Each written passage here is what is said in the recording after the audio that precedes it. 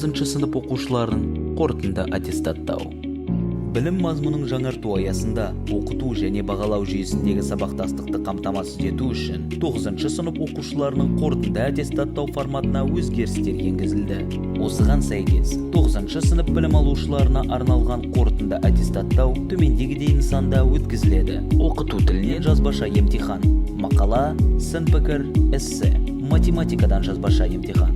Оқыту қазақ тілінде жүргізілмейтін мектептерде қазақ тілі мен әдебиетінен жазбаша емтихан, және қазақ тілінде оқытатын мектептерде орыс тілі мен әдебиетінен жазбаша емтихан, таңдау пәндерінен жазбаша емтихан.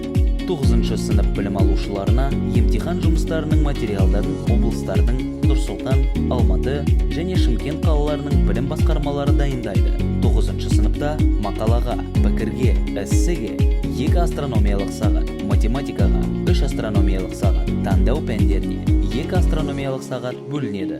Қайта қорытынды аттестаттаудың емтихан материалдарын мектептер өз бетінше әзірлейді. Егер сіздің сұрақтарыңыз қалса, Ыбырай Алтынсарин атындағы Ұлттық білім академиясының сайтына жазып, немесе 8 71 72 57 00 42 нөмірі арқылы хабарласуыңызға болады.